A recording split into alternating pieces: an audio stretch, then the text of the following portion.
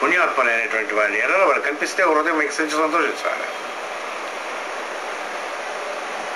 వాళ్ళు మన ఇంటికి రావాలి, వాళ్ళు చెప్పినట్టు విషయాలు వినాలి, లేకపోతే వాళ్ళు చేసినట్టు పనులు నోరారా 10 మందితో మంచి పని ఎవరైనా మంచి వాళ్ళు చేస్తుండేటప్పుడు నోరా కీర్తించమన్నాడు సార్ భాగవత ధర్మాలు. మహాత్ములైనటువంటి వాడు మంచి పనులు ఏవైనా చేస్తుండేటప్పుడు నోరారా కీర్తించమన్నాడు. అది విష్ణు యొక్క గుణగానం చేసినట్టుగా లెక్కని చెప్పాడు భాగవతం. తప్పులు చేసేవాళ్ళు అన్నాడు, ఏం చేయమన్నాడు? ఉపేక్ష చేయమన్నాడు. ఉపేక్ష అని చెప్పాడు, కరెక్ట్ ఆయన చెప్పింది కూడా ఉపేక్ష. ఉపేక్ష ఏం చేయమన్నాడు అంటే డోంట్ కేర్ అని కాదు, పట్టించుకోకండి అన్నాడు. మనసుతో కూడా వాడితో కూడా సంబంధం లేకుండా కడప్ చేసుకున్నాడు.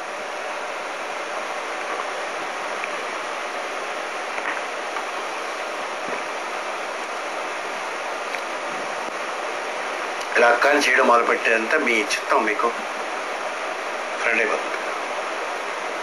ఓంకారాన్ని ఉచ్చరిస్తూ ఎవరిని ఏ విధముగా ప్రవర్తించాలనేది లిస్ట్ ఇచ్చాడు. మీకు ఏం కంగారు పడక్కర్లేదు, వీళ్ళే తలసపడతారు. మీకు ఎప్పుడు నిరంతరంగా సంతోషించేటటువంటి వాడు, దుఃఖంతో ఉండేటటువంటి వారు, పుణ్యాత్ములైనటువంటి వారు, పాపాలు చేసేవాళ్ళు. ఈ 4 కేటగిరీస్ ఉంటాయన్నాడు.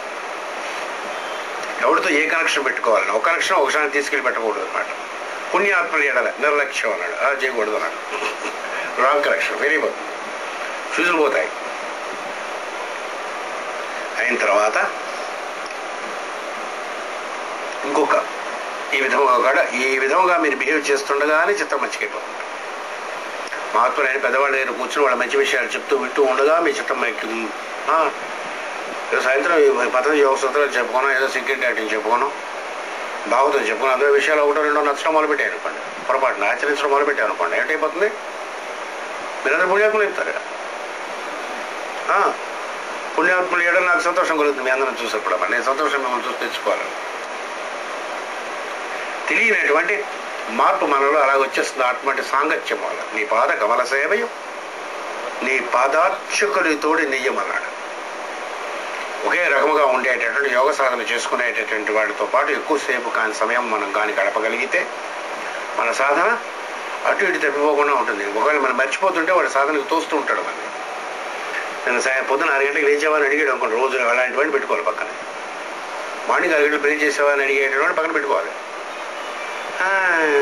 ఇవాళ కొంచెం నిద్రపోయినా ఎన్ని రోజులు అంటావు, రోజు ఎప్పుడు లేస్తాం 6 గంటలకు